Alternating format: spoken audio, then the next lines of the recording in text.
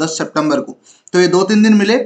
इस जेआर के लिए कुछ यूनिक सी बातें हैं। पहली बात है कि ये जेआरशिप केवल 3 महीने के लिए, 3 मंथ्स ओनली, ठीक है। उसमें आपको जो भी 1.5-2 लाख रुपए हैं मिलने हैं वो मिल जाएंगे।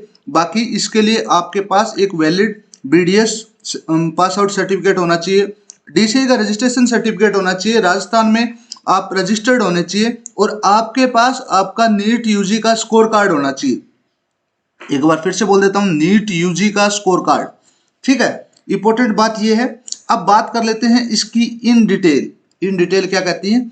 इन डिटेल कुछ कुछ ऐसे कहती है कि आरयूएचएस ने एक मतलब नोटिफिकेशन निकाला जिसमें टोटल 6 वैकेंसी हैं, और हम बात करेंगे उसके एप्लीकेशन और सिलेक्शन डिटेल्स की, ठीक है। ये नोटिफिकेशन नंबर RUHS/CMS/EST/2025/6542 यानी 6542 नंबर है, ठीक है। इसके ऊपर ये Rajasthan university of health and science RUHS Jaipur invites application for junior resident dentistry post on purely temporary basis, tenure basis है, appointment for maximum period of 3 months, ठीक है। Selection will be conducted through document verification cum screening as per NEET UG score card. मोटा मोटा आपका एक document verification होगा और उसके बाद आपका ऐसे मान लीजिए इंटरव्यू होगा, और कोई बड़ी लंबी चौड़ी इसकी दास्ता है नहीं, ठीक है। एजुकेशन क्वालिफिकेशन जो चाहिए, एलिजिबिलिटी क्राइटेरिया, वो है आपके पास एक बीडीएस डिग्री होनी चाहिए फ्रॉम राजस्थान यूनिवर्सिटी ऑफ, मतलब ऐसा नहीं है कि बीडीएस डिग्री होनी चाहिए from Rajasthan university of health science और recognised by dental council of India.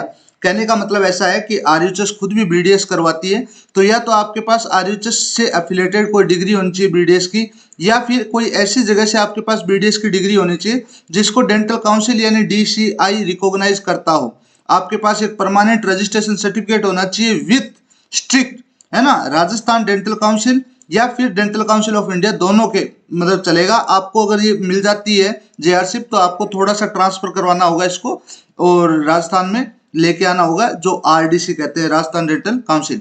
जो मैक्सिमम एज लिमिट है इसकी वो 45 ईयर्स है एज पर 1/1/26 यानी 1 जनवरी 2026 तक। वर्क ड्यूरेशन इसका प्रॉपर इनिशियल अपॉइंटमेंट जो है वो 3 महीने का है, जिसको थोड़ा सा बढ़ाया भी जा सकता है, ठीक है। रिजर्वेशन मिलेगा केवल फीमेल कैंडिडेट्स को, शेड्यूल्ड कास्ट एससी को, एसटी को, ओबीसी को, फिजिकली मतलब जो हैंडीकैप पर्सन है उनको भी मिलेगा।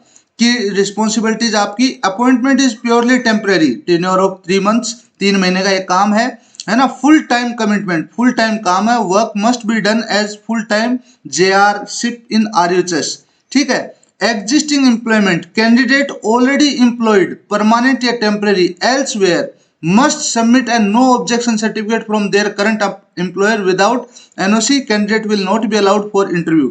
मोटा मोटा बात ये है इसका कि अगर आप कहीं काम कर रहे हैं, फिलहाल कोई प्राइवेट है तो कोई बड़ा मुद्दा नहीं है, लेकिन कोई सरकारी है तो वहां से आपको एनओसी देनी होगी इंटरव्यू के टाइम पे, तभी आपको इंटरव्यू के लिए कंसिडर किया जाएगा, ठीक है।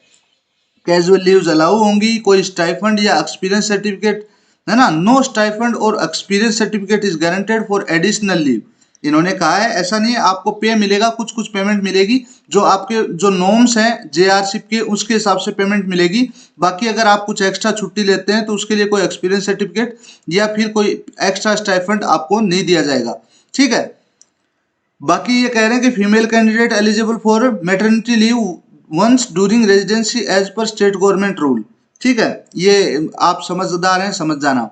बाकी जो इंपॉर्टेंट डेट्स हैं डॉक्यूमेंट वेरिफिकेशन की वो है आज सुबह, मतलब 12 सितंबर 2025 को सुबह 10 बजे से डॉक्यूमेंट वेरिफिकेशन और स्क्रीनिंग